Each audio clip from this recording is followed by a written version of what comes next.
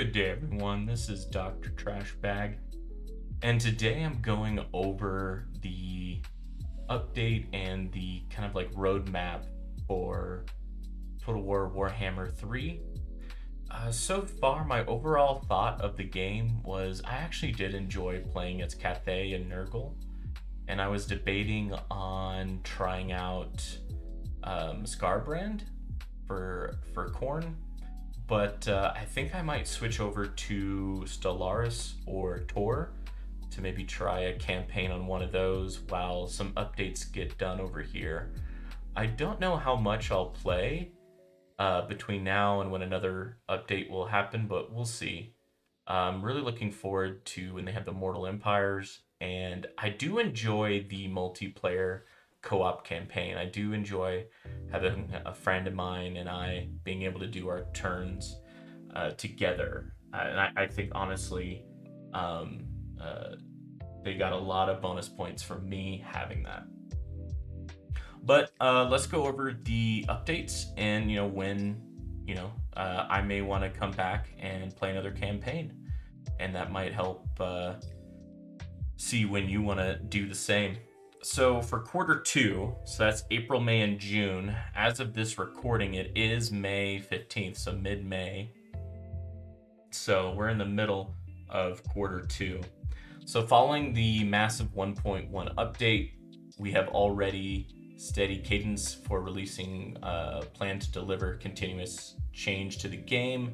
These releases not only aim to include key fixes based on priority of players, but also introduce new features and tools to continue expanding your battlefield arsenal over time.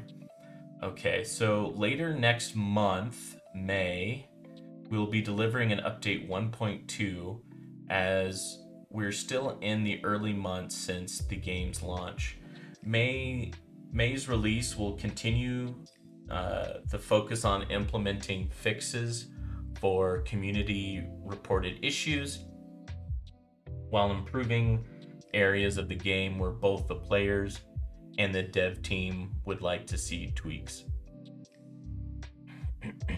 This will be a common theme with the regular releases following a major milestone. For example, builds which update the first version number of the game, as we work to make the game better and better. While May is rapidly approaching, that's true. May got here pretty quick for me. I don't know about y'all. We are working hard on several key issues that we're looking to include with the release. Okay, so AI factions rebuild towers too quickly. An important complaint about the settlement battles is the rate at which the computer players can build and rebuild their towers to defend against the player's army. Yeah, I can see that. When I'm listening to other YouTubers, they really don't like this tower mechanic. Playing against it, yeah, it can get a little annoying, but at the same time, when I'm defending a town, I do like this feature personally. I like defending, and those towers kind of give me a chance that if I can hold or stop or just kind of hold the line long enough, the towers can kind of swing things into my favor, especially with these like chaos units where they can start to burn. But yeah, I do notice that the enemy will build towers, but it usually doesn't affect my gameplay too much, especially with this Nurgle game where I just have a ton of health. Look, there's a shot. One of their towers there. Issues when flying units attack ground units. Flying units can encounter a few different issues when engaged with land-based units, the worst of which can result in them getting stuck and unresponsive for a remainder of the battle. Yeah, so like when I send my flying unit there to go attack, I'll come back and he's just kind of like flying over the battlefield, just kind of doing whatever. But I've kind of noticed that with all units, I'll give attack commands and then I'll go focus at another part in the battlefield, and then I come back and they're just not doing anything. So I don't know if the unit that I told them to attack, maybe they got into the fog of war, or maybe they went into a where their morale went low and they started running away, or something triggered them to stop attacking. But honestly, it happens so often that I don't even think those two um, things that could happen is the cause for all of them. So this is really helpful, but I would like to see something that would, I don't know, better, you know, when you're giving attack commands, they will follow them better. And that might also be part of pathfinding. Next item, range units fail to engage valid enemy targets. Oh, I saw this so much when I was playing as Cathay, and geez, it was really annoying when I told my gunners to like turn and shoot, and they just turn and they just look at the enemy. I'm like, come on guys, like I need y'all to shoot, because it was already like the battle was not going my way, but a flank shot would have made all the difference. And there was no units in between them, and this really ticked me off. And so I kind of just went for archers because of that. Archers tend to have more of they shoot a little bit higher up in the air, and there's an arc and it goes down to the enemy. And they seem to be less of an issue, but I still saw it with archers as well. But it really stinks that you are choosing certain units just because you know how they won't perform well in battle, and it's not what the developers intended. So I'm glad that they are fixing that item.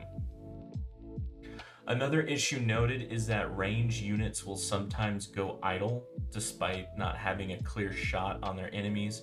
We'll be sending all range units through boot camp to teach them how and when to engage. Okay, good, thank you. And a kind of funny remark there. Okay, as long as they fix it. Demon factions automatically declare war on Slaaneish's vassals. You know what? I haven't played as Slaanesh yet, but I know other people were complaining about this. So this causes a diplomacy imbalance in the game that affects both AI and the player, and it's something they're working to resolve. So yeah, I think that's a big mechanic for Slaanesh. Slaanesh can kind of woo or entice his or her enemies, and kind of win that way by having units, armies, and even empires join their side. So that seems like a good fix, especially if you are someone who likes to play as Slaanesh. Fixed issues that resulted in players getting stuck in the Slaanesh realm. It says fixed 4 issues. So is that a typo of like FOUR? Like number 4? Or that looks like a typo to me. Anyways, in certain circumstances, a player can get trapped in the Slaanesh realm, and they're working on that. Yeah, that's never happened to me, and that can be really frustrating because if you're playing the vanilla campaign, your main legendary lord is really needed. You need to level up your legendary lord and get a good army so that you can take on the demon regions. And if they're MIA for X amount of time, that's kind of a game-breaking bug. AI factions with an anti-player bias, as has been reportedly widely, the AI will often focus on the player despite having more dangerous foes to deal with. We hope to implement the first fixes for this issue in the release. So yeah, that's been an ongoing item where AI factions will always want to battle like human players more. I've seen that a lot with the WarHammer 1 and 2 as well, and there's mods to kind of help that and reduce that bias. Also with the if you're getting strength rank, the higher you are, the more they tend to focus on you too, and there's mods to kind of help reduce that as well. I mean, now it's kind of easier to deal with some of the things with Warhammer 3 because there's mods to kind of help. But I remember the first, what was it, like 2 months or more, the workshop wasn't open either, and so you just had to deal with it. Snow is too bright. Yeah, that's true. I played as an Nurgle, and so you're kind of up in the snowy area and had a lot of snowy battles. And yeah, it gets old fast. Let's see, CA. In addition to bug fixes, there are also several gameplay changes in the works that will change the way the game is played. These are aimed at improving the game experience based on feedback collected in the first months of play. So auto-resolve improvements. The difficulty scaling of auto-resolve have been reduced on the harder difficulty settings and will now be determined by the battle difficulty setting rather than the campaign difficulty setting. Yeah, so when I choose which battles to play, sometimes it's due to this auto-resolve. And then other times I'm like, no, that looks like a fun battle. I want to play that. But if you have to battle every single battle, I mean, every turn, especially in like the mid to late game, you're having 2 to 4 battles, and each battle is like 10 to 15 minutes long. And so this is really just a quality of life improvement here. You know, I don't have time to do an 8-hour stream. I'm not that type of person. I have a 40-hour a week job and a small family. You know, I can't. You know, I have maybe an hour or two to kind of relax once or twice a week. So this time saving really helps me. I mean, just to give you an idea, I'm still working on my first Nurgle campaign here.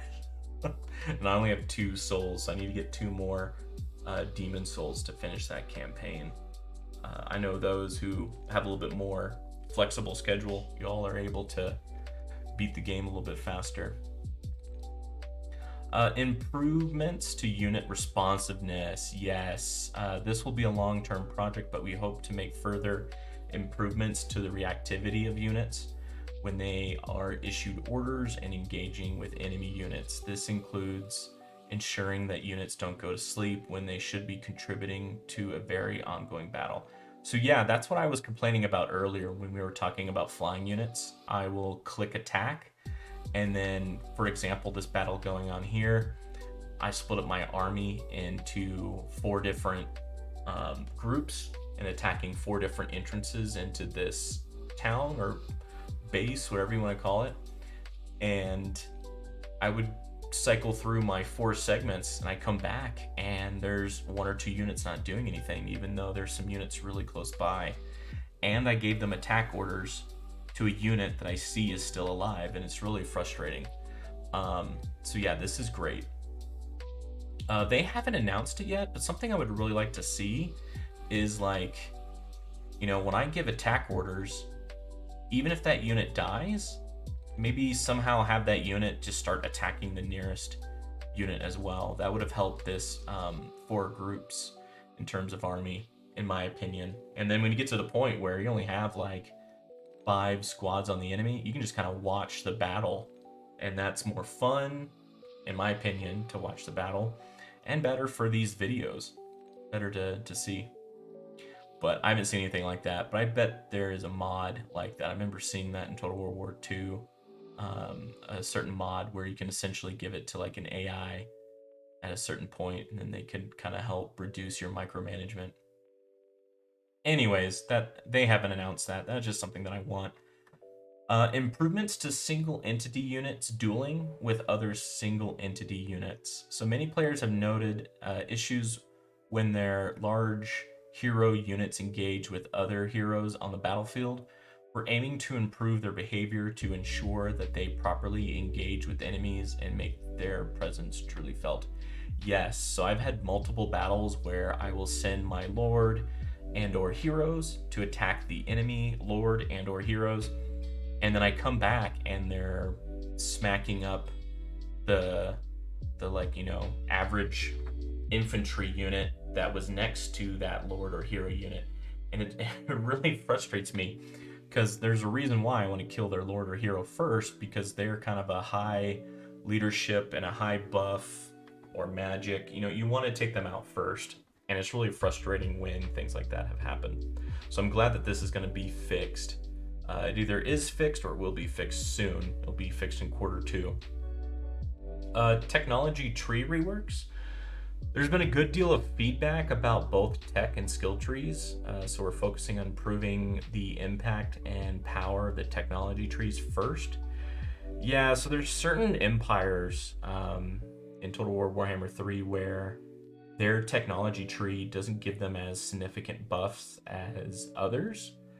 And it's kind of a big negative, because then when you get to the mid or late game, you start to kind of feel it. Whereas as a human player, you should be, being strategic in what research you're doing and what buildings and what units you have, and you should start to feel and see the fruits of your labor. And when you don't have the, significantly less significant technology, you can't do that as much, and so it's kind of a pain in the butt, in my opinion.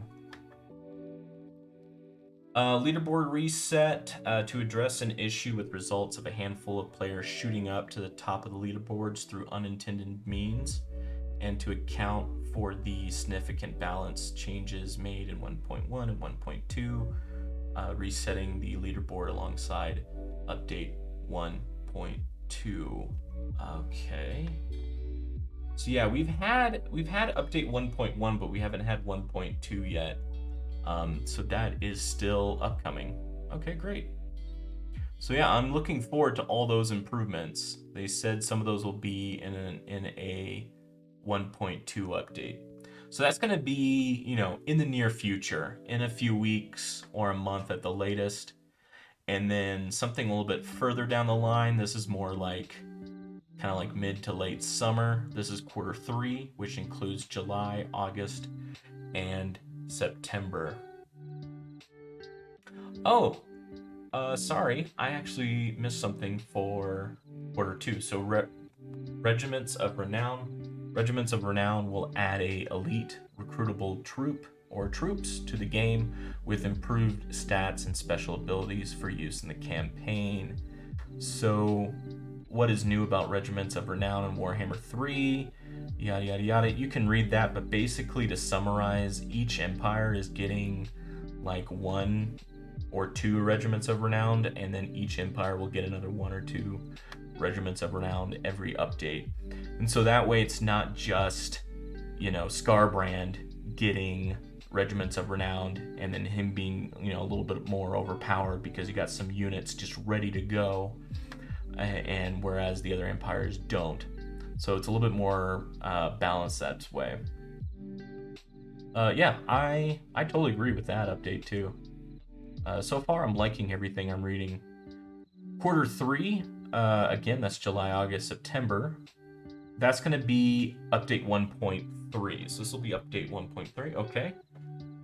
This will be a second round of Regiments of Renowned. Okay, great. It will improve Cathay's formation attack. The formation attack ability for Cathay's units should now be stronger in frontal engagements, which means that more entities should get involved in the fight when the unit is in battle.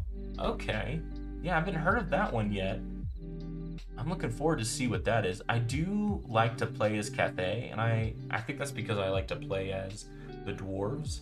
They're more defense heavy, and they have a good range and artillery. So yeah, it'd be nice to have that. Looks like their front line will have more units being able to attack the enemy at once, and thus hopefully being able to bring down an enemy unit faster and more often. Skill tree reworks.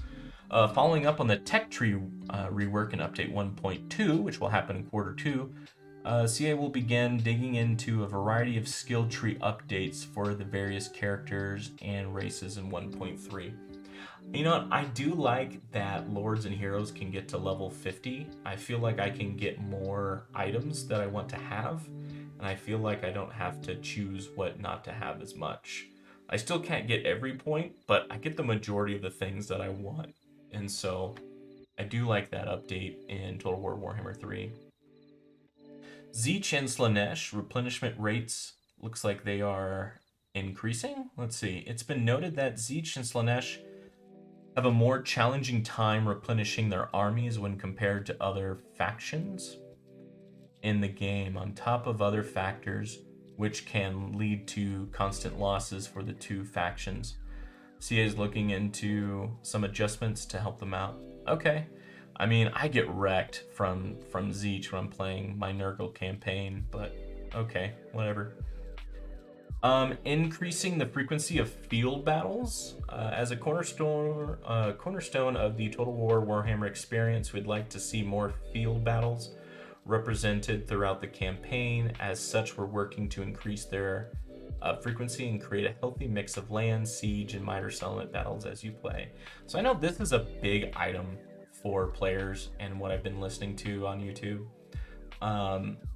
To be honest, I personally like the town battles. It feels more like, you are attacking or defending something that actually has value versus attacking on a big piece of flat land.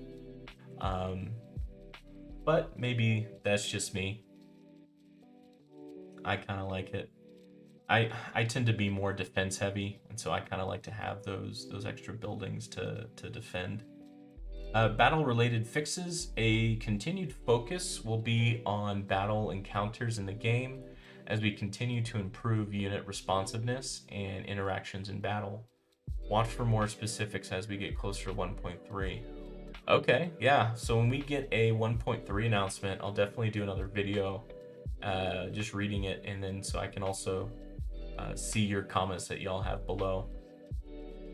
If you're still listening, please give me a like and consider subscribing to the channel if you like this content. It lets me know that this is what y'all like, and I don't mind reading at all. I like reading because then it helps me understand what's coming up, and it tends to be a pretty good type of content for YouTube. I get a lot more views and subscribes. I really appreciate y'all joining the channel. The Total War Assembly Kit. Okay, the last piece of the puzzle to empower our amazing modding community involves the release of the Total War Assembly Kit. The tools that allow the easy creation of new mods in the Total War Warhammer games. We're aiming to release the assembly kit in Q3 of this year, and will provide more details as we get closer to the arrival. Interesting enough, there's already tons of mods on the workshop. So, hats off, golf clap for you modders. I really appreciate y'all. It really increases the fun I have in the game, and it also increases the amount of replayability in my mind, because you can kind of read the mods, see if it works, and then you can kind of tailor your games how you like it. Definitely appreciate the mods and the workshop in Steam. That kind of makes adding them really easy. Okay, update 2.0. So instead of updating the number in the decimal place, we have a whole number update. So that means it is a major content milestone. Update 2.0. Any major release not only comes with continued improvements to the game, but also includes new major content additions to change the landscape of Total War Warhammer 3. So this is when Immortal Empires will come out. Okay, so you know what? I may finish my Nurgle campaign, and then I may not play until Immortal Empires come out. We'll see. We'll see. Immortal Empires was a much-loved addition to Total War Warhammer 2, and Update 2.0 will introduce the first iteration of the game mode to Warhammer 3. Officially known as Immortal Empires, the mode will merge the maps and factions from all three Warhammer games, for those who own them, into one, allowing you to deploy the factions you love across a multiple combined battlefield. So I really enjoy the Immortal Empires, but it's hard to get a friend that doesn't own this game to get on and play with me, because, for example, if we want to play Immortal Empires, I mean, that's $150 without any DLC. That's just like the main games. I'll keep a lookout for any like summer sales or like a bundle deal for my friends. But I've talked 2 friends into getting Total War 1 and 2. but it's going to be even more increasingly difficult, to be honest, for someone to get into it.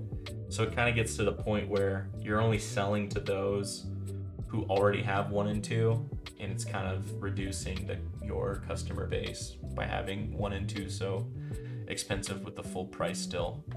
But we'll see. They could always do sales, and they can always reduce the price of 1 and 2.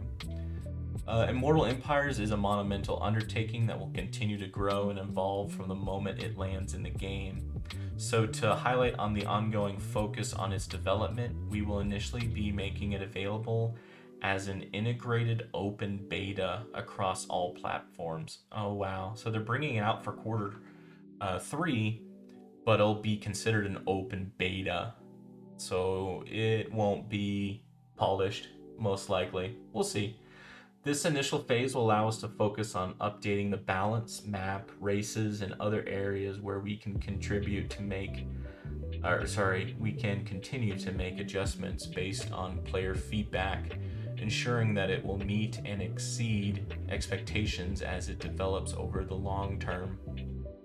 The plan is to continue updating the mode over several years and want to ensure that those of you who are most excited to play it have a chance to participate and share its success. Well, that's great. But from what I've heard of the YouTubers that got to have like an alpha build or like a beta build of Total War Warhammer 3, like I saw so many YouTubers on like playing the game a month before it came out. And apparently they gave feedback, but nothing was really changed. It was just kind of part of a hype train type of thing. I watched a little bit, but then I stopped because I didn't want to basically ruin the game for me. I was basically seeing someone beat the whole game. And I was like, wow, I'm gonna see someone beat the whole game before it even comes out. That's kind of ridiculous. Especially for like a 4X game like Total Warhammer 3, which is, it takes a while. It takes a lot of gameplay to actually beat a whole campaign. Anyways, there is a ton to unpack about Immortal Empires, so you can expect more news about it as we get closer to its beta release. In the next few months, we'll be sitting down with the game's DLC game director, Richard Aldridge. Okay, so we can share his insight about the project.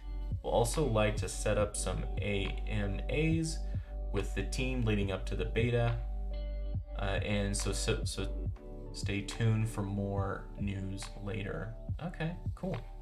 Excited for Immortal Empires. I wish it was coming out in quarter 2, and I'm kind of worried quarter 3. I mean, that could be all the way in September, and that could be a beta. And so that could mean glitches, game crashes, and it could also mean that if you're not playing a Total War Warhammer 3 race, you're going to be underpowered. But we'll see. We'll see when it gets closer. We should have some more updates. Old World Update 1, Warriors of Chaos. So starting with Update 2, we'll be looking to overhaul some of the last remaining races not previously spruced up from Warhammer 1 or 2. The goal to bring them up to date with the newer mechanics implemented in Warhammer 3. These Old World updates can include the introduction of new systems, units, features, and balances to make them more formidable force on the battlefield. And in Update 2.0, this iterative begins with the Warriors of Chaos. You know what? I have a lot of playthroughs where I played as Warriors of Chaos in Total War 2, in the Immortal Empires, and I played with a lot of mods to kind of give me units from Nurgle and Khorne and Slaanesh and Tzeentch. I really enjoyed that. Luckily, there were modders out there that put a lot of skill and passion into the Warriors of Chaos, which made it still fun for me to play. I think playing them as vanilla, they are underpowered and kind of don't have as many units as I would have liked. It's mainly only melee units and can be kind of difficult to kill some empires like the Wood Elves, the Elves, and stuff like that. Units that have that can kind of kite your units. They would just destroy my armies. Blood Pack 3. Yeah, okay. It's kind of silly. Whatever. I'm not even going to read it. Lord Pack 1. Our first DLC pack also releases alongside Update 2.0. Lord Packs introduce several new legendary lords, heroes, and a variety of units to deploy across the grand campaign and multiplayer settings. Watch out for more information, including more about the 4 champions joining the roster as we get closer to release. I'm kind of excited about this. I really want to play like a Nurgle campaign with a friend so that we can both just put down plagues everywhere. But right now, there's only like one legendary lord for Nurgle. But yeah. Let's see here. All right, so now we're in quarter 4. Quarter 4 is October, November, December. So this will be update 2.1. As we enter the final quarter of 2022, we've planned our first regular update following all the new content coming in quarter 3. Update 2.1 gives us the opportunity to follow its parent update with the additional adjustments. Continue to expand the Immortal Empires battlefield as players experience it for the first time, and the chance to react and respond to community feedback following the release. While the exact details are TBD, here's a soft outline of what you can expect. All right, so another round of Regiment of Renown. Okay, that's great.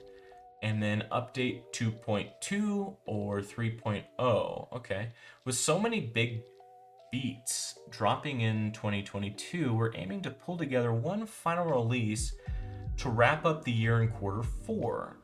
This will be either a major release, update 3.0, or a smaller update 2.2, with its own set of content and fixes. Regardless of which path we choose, one major focus of either will be the Immortal Empires game mode, which will be seeing big improvements in the last build of the year.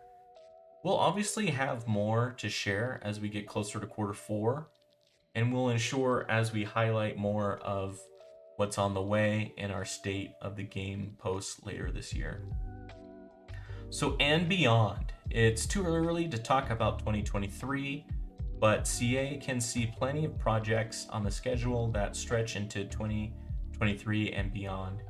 Don't worry, we'll revisit this timeline several times throughout the year, both to highlight the projects that we have been shifted or added to the schedule, and to highlight different areas where the game continues to grow. There are a few other things we wanted to highlight that we're looking forward to work into Total War Warhammer 3, items that we don't have a specific timeline yet, but are in the works to be included in one of our upcoming releases.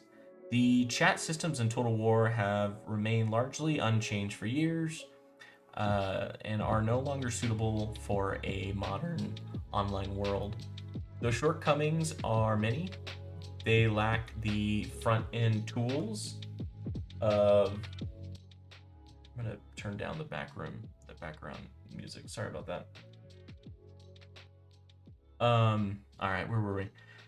The shortcomings are many, and they lack the front-end tools to report harassment or abuse, the back-end systems to monitor and moderate a 24/7 chat service, and the structure to provide a safe space in which players can communicate. These are all essential facets to the chat system, and we feel strongly that there are aspects that we must provide in supporting the in-game chat, both empower players to create their own safe spaces and to remove those players who would utilize the space as a vector for abuse. So I don't really play multiplayer, and I'm assuming this happens more in multiplayer. I do play co-op with friends, and so we already know each other, and we're doing co-op, so we're working together. Yeah, so I don't think this really affects me at all, to be honest. The new Domination Mode has been a popular addition, and we're excited to continue expanding the mode with new maps, increased yada yada. I honestly don't care for multiplayer. Multiplayer team in continuing to work with Warhammer 1 and 2 land battle maps to bring them to Warhammer 3. There's no timeline. Okay.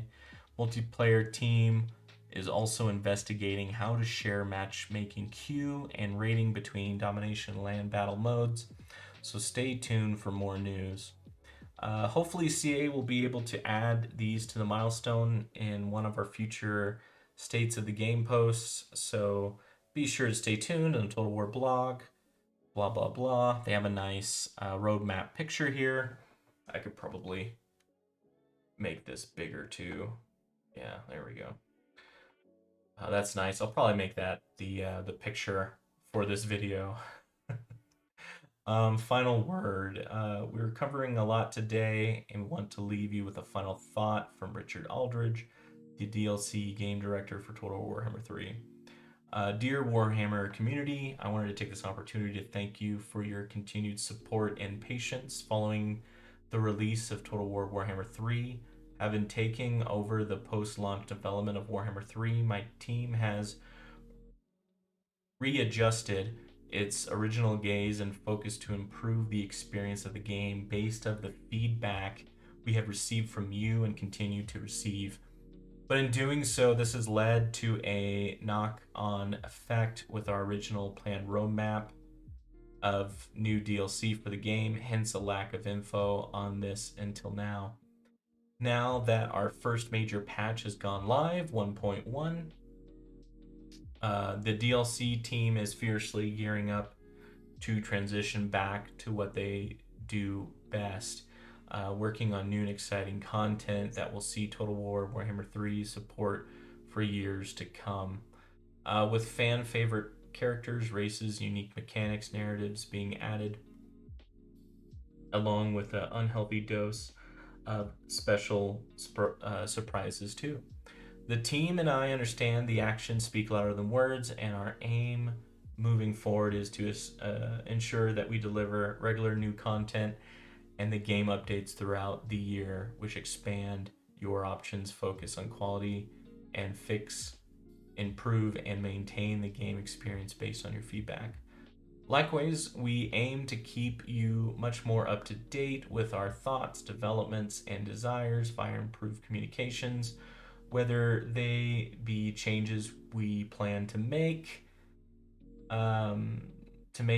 the game or setback changes we may encounter along the way. I can't wait to share more gifts with you soon. The team and I are championing at the bit. Huh. Okay. They're really ready to go, but I think a few YouTubers kind of disagree. There's some YouTubers that kind of wish that they saw some improvements from feedback during that alpha where a lot of YouTubers got the game before it officially came out. How I kind of see this happening is the developers, they got pushed hard to get the game out at a certain date. And it might have even got pushed back a few months, a few weeks, It's always weird to see a game come out in February or March versus in the November, December timeframe, because you think a lot of people would want a game at that time due to Christmas presents and Christmas or winter break off to play. So I think some things happened, it got pushed, and then the developers got pushed to hurry up and get it done, and there was just no luxury in terms of time to do any of the updates that the YouTubers asked, even though some of them seemed like pretty easy to do updates. So then all your developers are fried because they were just, working long hours to get this done. And now when everyone has the game, we all are asking for certain things and want certain items to get done, and they're just not getting done. So yeah, I agree with the actions speak louder than words, and I'm looking forward to seeing that update sooner rather than later, especially for Immortal Empires, and making it more fluid with my units. When I give attack orders, I expect them to attack, and I expect them to continue to attack. I know I'm getting tired of going back and seeing units not attacking anything. But yeah, what are your thoughts? Please comment below your thoughts, your comments, and if you're still listening, just comment below, say, hey, I made it to the end. And yeah, appreciate y'all, and I'll see y'all in the next episode.